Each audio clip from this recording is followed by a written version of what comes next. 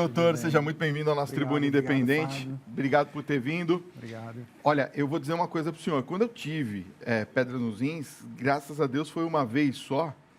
É uma dor realmente muito forte. A gente perde noção até de onde a gente está. É uma coisa assim muito ruim. Alguns pacientes associam como se fosse a dor do parto, né? É mesmo? Então, eu posso falar que eu tive a dor do parto, porque realmente ela realmente é muito intensa. Só passou no hospital, no meu caso, quando eu fui medicado. Antes disso, realmente é impossível, mesmo tomando os remédios, enfim. Claro. Agora, por que se forma o cálculo renal? Existe algo que é hereditário nesse sentido? Sim. A gente tem um conjunto de fatores, né? Além de hereditariedade, às vezes a pessoa ela já tem na família algum parente próximo que já tem essa herança hereditária, né? Que vai causar esses cálculos renais. E a pessoa, muitas das vezes, ela é fruto do meio onde ela vive. Ela ingere pouca água, ela trabalha num período que não dá para ela ingerir água, come muito fast food, ela está envolvida no processo de obesidade, com isso ela ingere cada vez mais sal. Esse sal no rim, se a pessoa ingere pouca água, ele tende a se depositar no rim e aos poucos vai crescendo. Aí é formado o cálculo renal. Mesmo na questão do sal do Himalaia, ele também auxilia nessa função de formar o cálculo renal? Também. Tudo em excesso vai levar à precipitação dos sais e vai formar os cálculos renais. Agora, como se sabe exatamente qual é a substância que é constituído o cálculo? A gente consegue, através de exames laboratoriais, de sangue, de urina, investigar qual é a predominância dos sais que essa paciente está no corpo. E, com isso, fazer uma predisposição, avaliar cada paciente por si, até chegar a um diagnóstico. Tem também a condição de um paciente que opera, esse cálculo é retirado e a gente manda analisar o próprio cálculo. E aí a gente fica sabendo da composição exata daquele cálculo no momento. Se eu tiver um cálculo renal, por exemplo, e não identificar, não ter sintomas e passar a conviver com esse cálculo no meu corpo, o que pode causar? Isso é uma dúvida constante dos pacientes, que às vezes eles têm os cálculos renais, a gente orienta ele ficar vindo no urologista, acompanhar, porque é super importante, e às vezes eles se perdem no acompanhamento e voltam 2, 3 anos depois com a dor de cólica intensa, que é o que o senhor teve. E aí, muitas das vezes, a inclusão do cálculo, o tratamento por si do cálculo não resolve o problema desse paciente. Ele deixou de fazer o acompanhamento e acabou perdendo o rim por conta de uma doença que, quando tratada no início, tem grandes chances de se resolver. Então, eu posso, no caso de não cuidar, posso perder os rins? Sim, com certeza. Que coisa! O paciente que tem cálculo renal, ele só vai ter a crise renal quando esse cálculo migrar para o canal do rim, né, que a gente chama de ureter. E aí vai acontecer a obstrução do trato urinário. O rim filtra, assim como o fígado. Ele filtra o rim, filtra a urina e essa urina precisa ser ecoada. Se o cálculo obstrui a via urinária e essa urina não é ecoada, é o momento onde você tem a crise renal. Agora, existe um diagnóstico disso. No caso, por exemplo, de eu não ter sintoma nenhum, existe outros indicativos antes de se fazer o diagnóstico ou não? Sim. Geralmente a pessoa sabe, né, procura saber na família se ela tem essa hereditariedade. Tendo em vista que uma pessoa que tem crise renal, ela tem até 80% de chance que em 10 anos ela tenha outro episódio. Então, a pessoa que já tem a crise renal, ela tem que saber que se ela não cuidar, ela vai ter outro episódio. Aquela pessoa que nunca manifestou a dor, o ideal é sempre estar acompanhando com o urologista, até com o próprio clínico, e se fazer um exame de ultrassom, um exame de urina simples. Através disso, a gente já consegue ter aí uma provável causa dos cálculos renais e até um diagnóstico preciso. Aliás, no meu caso específico, eu não tive nenhum antecedente. Então, pode ser por questões da alimentação, por exemplo, daquilo que se consome? O paciente tem que ficar esperto, que na hora que ele urinar, essa urina tem que estar com a coloração mais clara. Ela não pode ser aquela urina concentrada. Urina concentrada significa que o rim está filtrando mais sais do que devia. E isso vai ser depositado no rim, né, que são os cristais na urina. como é dito popularmente. Tá. Vamos supor, então ela tem que estar clarinha, clara, e com um cheiro bem suave. Não pode ser aquele cheiro forte e ela muito amarela, por exemplo. Exato. Já é um indício de que pode ter um problema nesse sentido. Já é um indício que a alimentação está desregulada. O paciente está ingerindo mais sais do que água. E aí, no caso, qual seria o primeiro passo nesse sentido? O primeiro passo é aumentar a ingestão de líquidos, né? O paciente tem que saber que ele tem que urinar em torno de 2 a 3 litros por dia. Tá. 2 a 3 litros, fora as causas insensíveis, que é o suor. E a gente até fala que o consumo de sódio hoje em dia, orientado, é através de 1 grama, que é um sachê, né? O paciente, às vezes, quando a gente fala, o paciente assusta, mas doutor, 1 grama apenas? Realmente, é 1 grama. E hoje a gente sabe que a ingesta de sal é muito maior que 1 grama. Tudo tem sal, né? Tudo tem sal. É difícil. Ainda mais quem se alimenta na rua, né, doutor? Exatamente. É difícil. Agora, deixa eu falar uma coisa. Segurar a urina, a vontade de urinar, pode causar cálculo renal? Pode causar cálculo renal. A bexiga, ela é um órgão que é feito para armazenar a urina durante pouco tempo. Ela armazena em torno de 200 a 300 ml. Se a pessoa fica durante o dia, tem pessoas que às vezes vai no consultório e fala que vai no banheiro 1 vez, 2 vezes ao dia. Nossa! Né?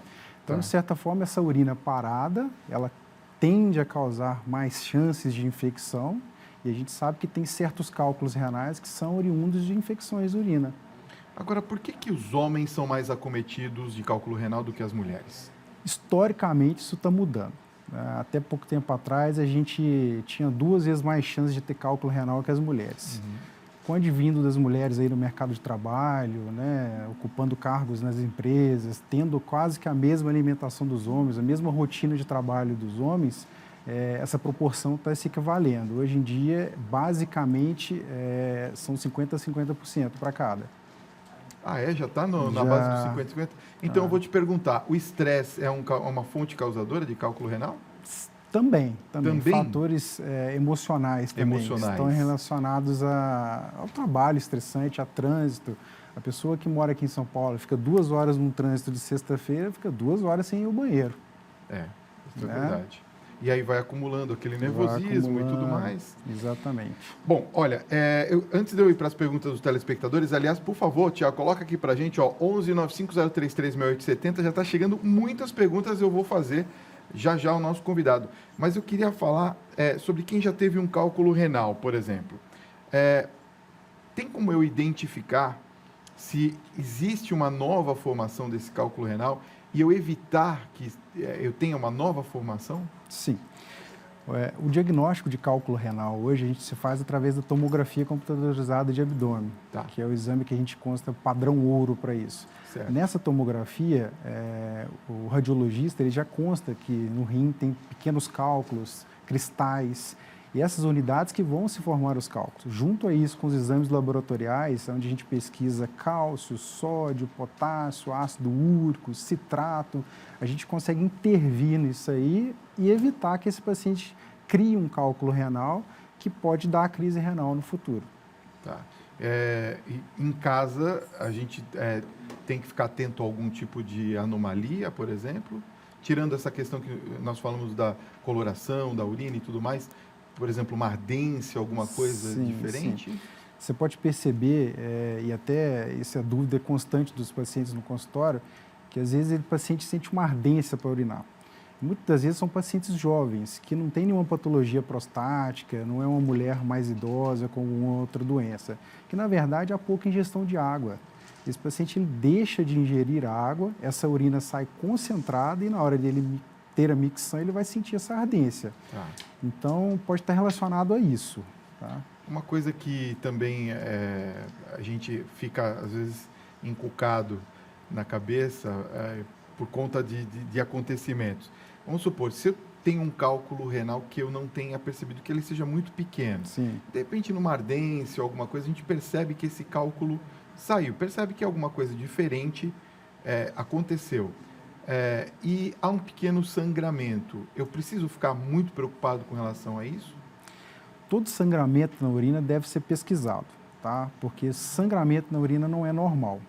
Se o paciente tem história de cálculo renal, de nefrolitise, e tem o sangramento adjunto com cólica renal, subentende-se, que ele possa estar tendo a crise renal. Tá.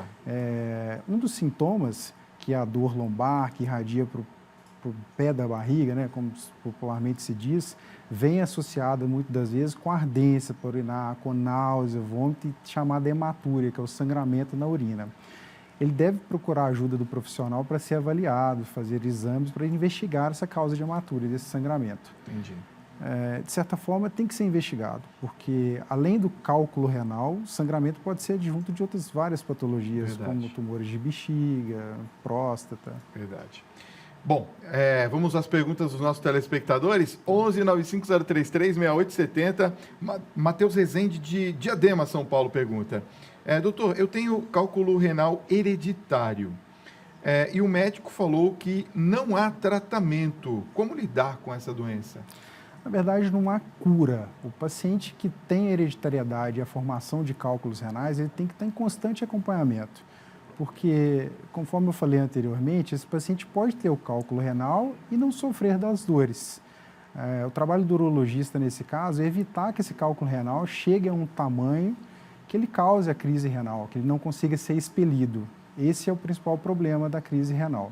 Então, de certa forma, não tem cura, mas tem tratamento. Esse paciente ele não pode se abdicar de passar em avaliações constantes, porque quando ele voltar ao urologista pode ser tarde. Quer dizer, então é importante que, no caso, tenha um acompanhamento constante. Constante, né? Principalmente desses pacientes que têm essa causa hereditária. Entendi. Nós temos aqui a Gal Monteiro, que está perguntando, eu gostaria de saber se a pressão alta, doutor, prejudica os rins. Sim. Hoje a gente sabe que tanto a obesidade, a pressão alta, a dislipidemia, que é aumento de colesterol, triglicérides, estão intimamente ligadas à formação dos cálculos renais, né? De certa forma, a pressão, o rim ajuda, né, de certa forma, a controlar a pressão. Se você tem cálculo renal, tem alguma doença renal, essa pressão pode ficar descontrolada. Então, de certa forma, a pressão também é um fator predisponente de formação de cálculos renais, entre outras doenças. Entendi. Boa noite, Fábio, doutor. Me chamo Joelma, fiz 2 cirurgias percutâneas. Eu tenho cálculo coraliforme. Eu posso fazer mais uma cirurgia percutânea? Eu só tenho um rim funcionando. Essa paciente ela tem uma peculiaridade de ter apenas um rim. Uhum. Esse paciente é um paciente que, mais do que qualquer outro paciente, ele tem que estar em constante avaliação, porque se ele já perdeu um rim e deixa de se tratar, e às vezes vai perder o outro rim, essa paciente vai cair para hemodiálise. Muitas das vezes é jovem e vai atrapalhar a qualidade de vida, vai diminuir a qualidade de vida dessa paciente. Tem que ser avaliado caso a caso, teria que ver as imagens dela. Mas se ela tem cálculo nos rins e é um rim único, ela é passível de tratamento. Esse tratamento pode ser de várias formas, tanto percutânea como cirurgias a laser hoje em dia, né, que são as minimamente invasivas.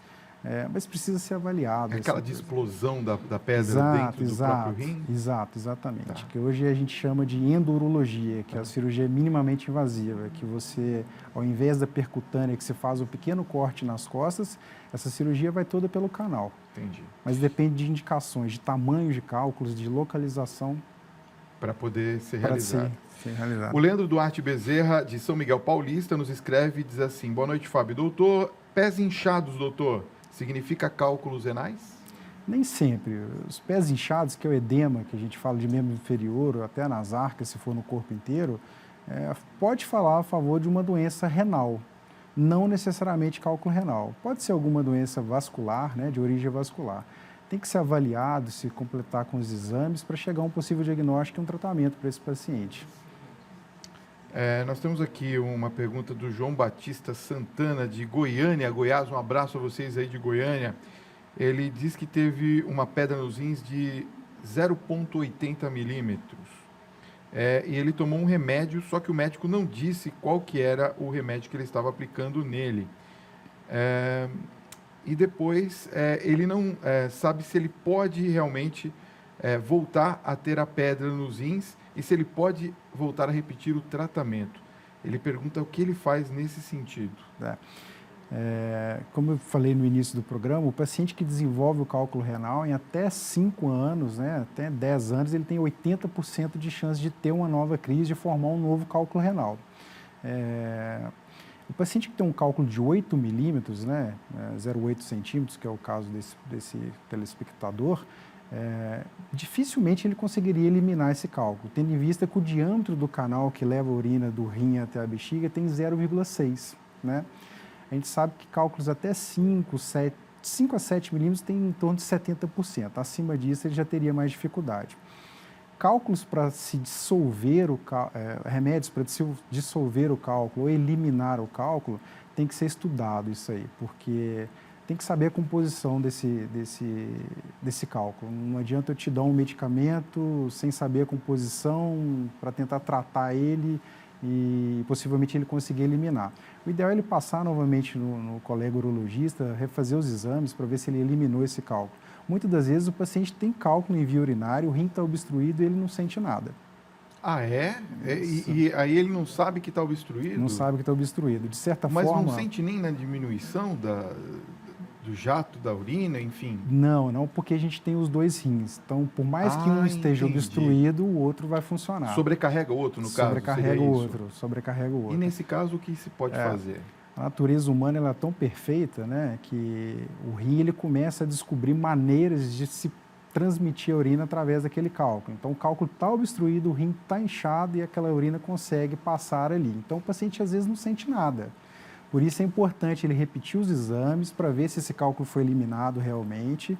A gente sabe que acima de 30 dias com cálculo em via urinária, esse paciente ele é passível de tratamento cirúrgico.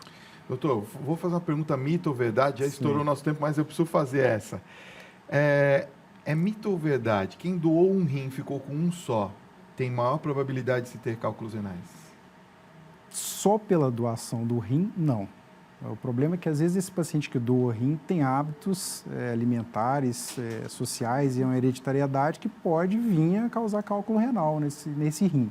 Só pela doação não quer dizer que ele vai ter mais cálculo. Não pela sobrecarga, por exemplo, de um único rim. Não é possível. A gente consegue, com um rim só, trabalhar todos os fluidos do corpo e dar conta perfeitamente. Ok. Quero agradecer muito sua presença aqui, o doutor Vinícius Terra Porfírio, urologista, que conversou com a gente sobre pedras no rins. Quero deixar o contato do doutor. O site é www.g2health.com.br, é isso? Exato, correto. Está aparecendo aqui no vídeo, bate uma fotinho para você copiar direitinho o endereço. E tem 2 telefones de contato. Um aqui é 11 3294 5592, 3294 5592. E esse outro é o WhatsApp, é isso? WhatsApp, 11 97282 9922. 11 97282 9922. Mais uma vez, obrigado pela sua presença, doutor. Agradeço. Foi muito bom o nosso papo nessa noite. Obrigado por ter vindo. Tchau.